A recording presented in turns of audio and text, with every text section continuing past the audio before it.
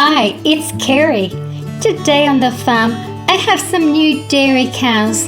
You will learn how a cow makes milk and how it gets processed and finally ends up in the grocery store. There's a fun ending today. Give a thumbs up if you like farm animals.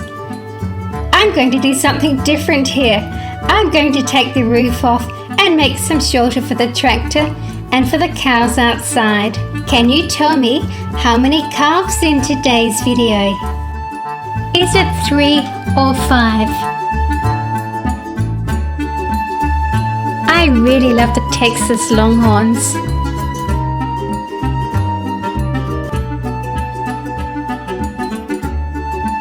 I'm going to pick these cows up so we can get a closer look at them. The Texas Longhorn cow. Their horns grow outwards from the sides of the head and span up to 7 feet, which is more than 2 meters. They develop naturally from wild Spanish stock, mixing with the free-ranging domestic cattle of the settlers.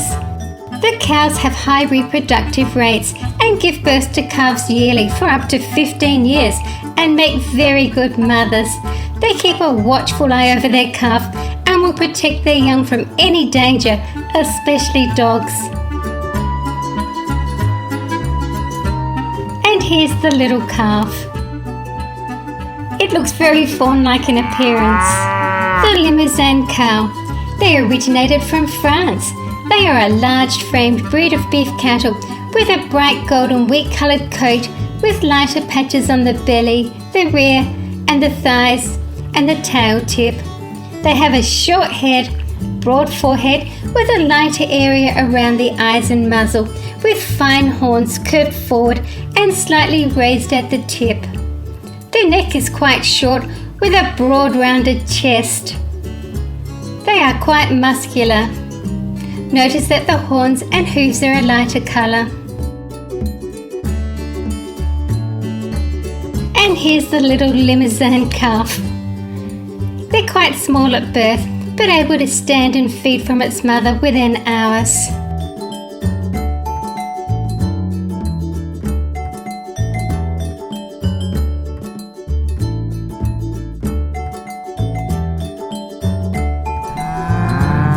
The Brahman Cow.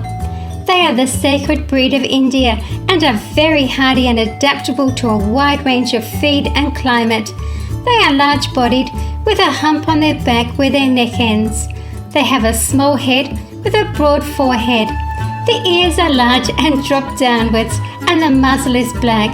They are easily recognised by the excess skin on the neck, throat and underbelly.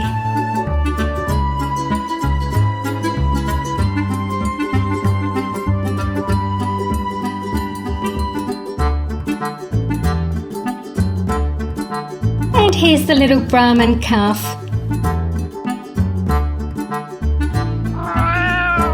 Cats and kittens. Every farm needs cats and kittens. These cats love to play. And here's a Lorrikeet, a sulphur-crested cockatoo, and my barn owl. We've got 3 ducks up here, hiding from the cats, I'd say.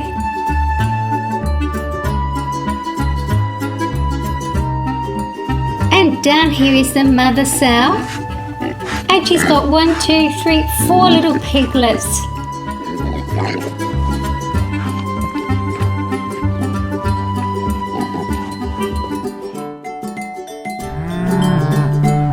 And here's the dairy cows, ready for milking. They get milked twice a day. And here's where the roosters like to congregate. And my cows are very lucky they have a cow massage machine.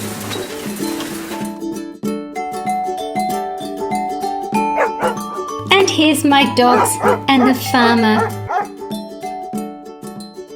There's a farm worker there and the vet in the background. I've got some sheep and lambs which I'll talk about later.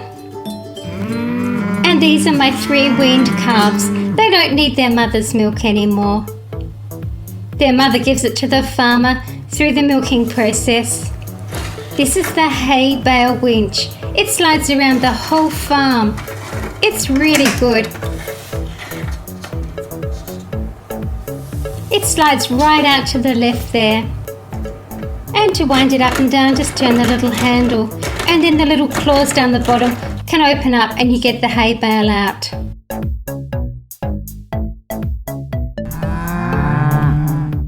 This is my 3D cow.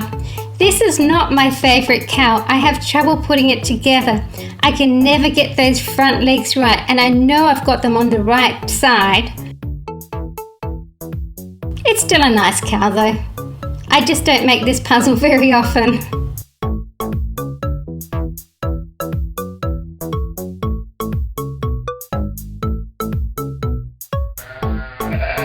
Shropshire sheep have no horns. They were bred in North Staffordshire in England. They are bred for both their wool and their meat. They're able to adapt to all kinds of pasture land. And here's the baby, the lamb. They are very hardy and strong and vigorous and grow very quickly.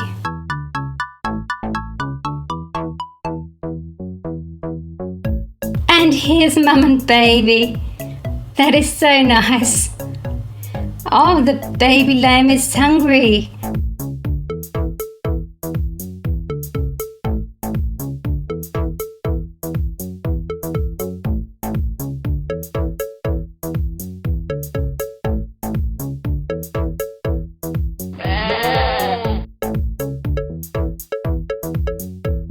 The Scottish Blackface sheep came from Scotland, near the border of Scotland and England.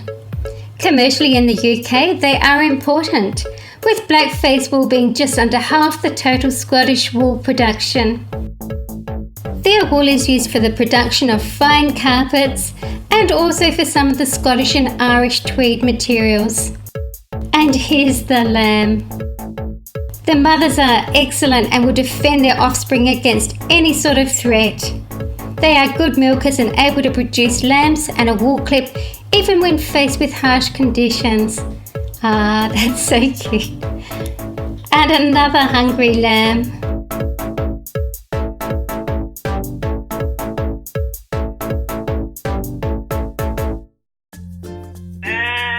This is a black-faced Suffolk sheep.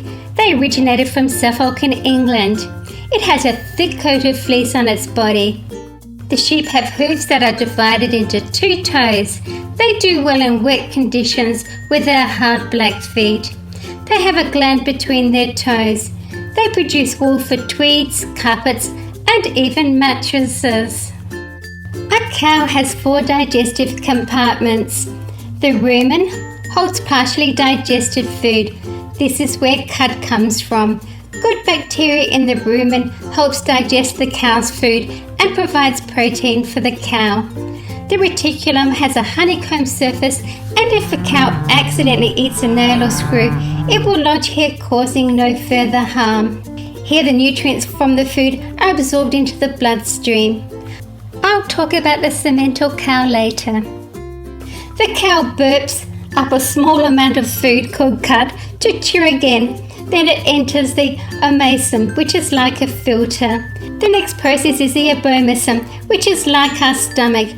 The cow's own stomach acids and enzymes are used to further break down ingested feed before it passes into the small intestine.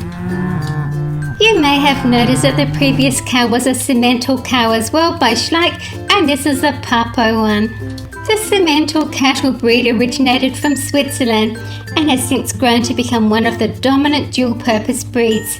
It's used both for meat production and for milk. They've also been used as draft animals, which means a strong working animal that's used to draw a load like a cart or to work a plough. They have white markings on the belly, chest, head and body. Notice the tail switch and the legs are white. The Simmental cattle have dark, large, pigmented eye patches and horns. There's a fun ending coming up after I've told you all about how milk gets from the cow to the grocery store and into your fridge. The Piebald cow is also known as the Holstein Friesian cow. It refers to a breed of large, usually black and white dairy cattle, originally from northern Holland and Friesland. They produce large quantities of low-fat milk.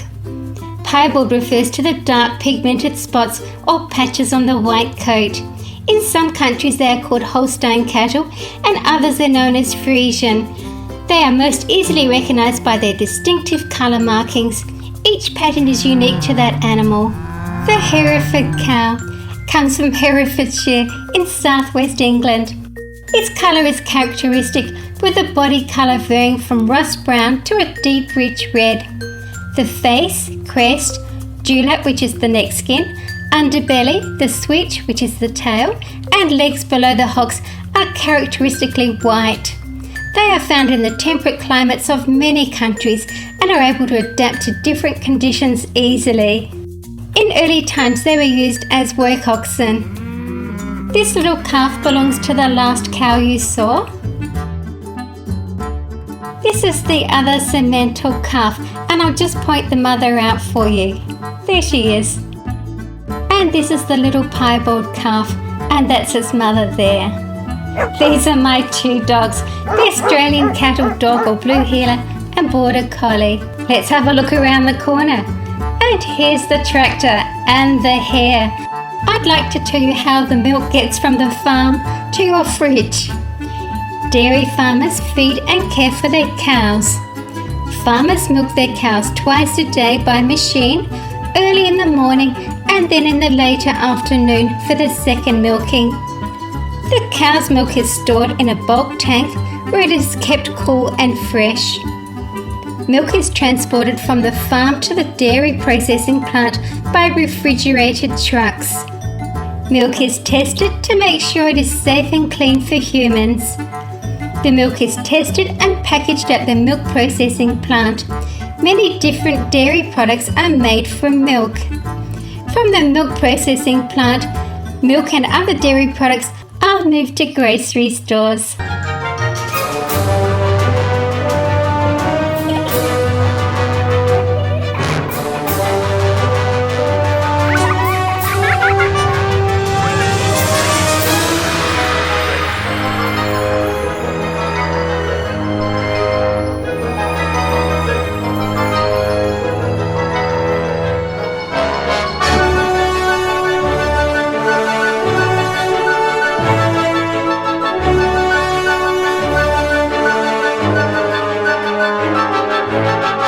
Thank you for watching. It really helps if you can share any of my videos on any of the social media sites that you like to visit. See you again soon.